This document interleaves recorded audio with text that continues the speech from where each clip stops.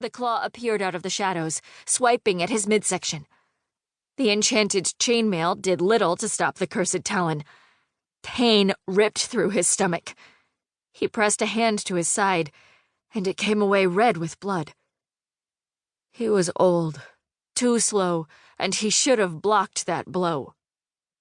The dwarf retreated down a small, dark tunnel that ran toward the main vent of the volcano, his blood leaving a slick, wet trail behind him. The heat was intense. His skin burned, his lips cracked. But he pushed on, traveling downward. He couldn't give up. They did not nickname him Steelskin for nothing. "I smell your blood," Greed said, his voice slithering out of the darkness. "It is much for one such as you. Let me quell it once and for all, with my teeth." A crack followed his words. He could hear the beast snapping his jaws, his lips smacking together as it imagined eating him. The stone floor swam before him, and he stumbled. A little farther. He grasped the cave wall for support, leaving a bloody handprint. The roof brushed his head, and he had to duck.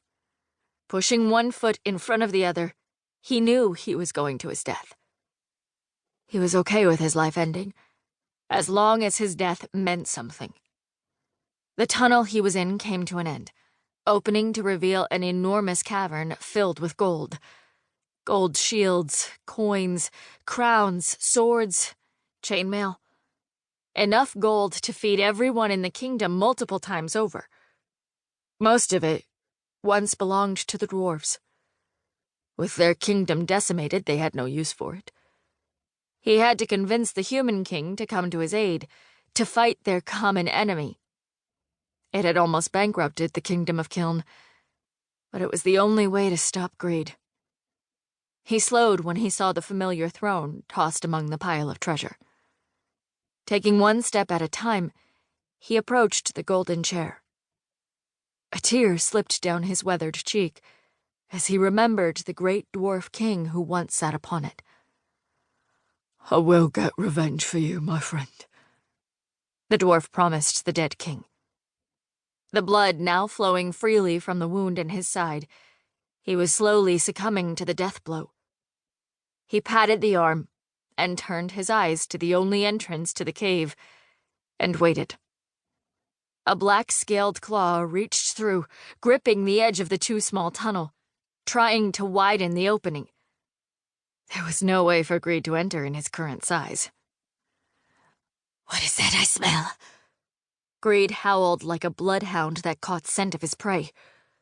"Is that gold?" The dwarf smiled wanly.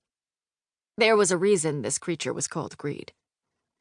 It was attracted to that desire, that want, that which caused people to covet. And what better physical representation than gold? It was the perfect lure to trap a beast so aptly named. "I want... I need..." Greed scratched at the tunnel as he tried to widen the entrance.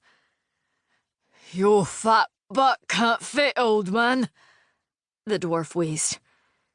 He coughed and blood bubbled up between his lips. "Maybe if you weren't so big."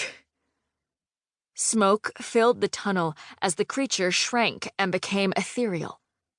Black mist moved into the tunnel, and red eyes gazed out at him from the center of the burning smoke. "Come closer," the dwarf thought. "Just a little closer." "The avarice taste is sweet on my lips."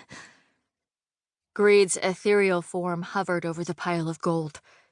In this shape, he couldn't tell where the head was. He could only tell when those burning eyes looked upon him. "I thought the gold would be a fitting headstone for you." The dwarf raised his axe high in the air. "What?" Greed turned in confusion as the axe sliced through a rope that was linked to a hidden lever attached to a pulley system. The ground shook.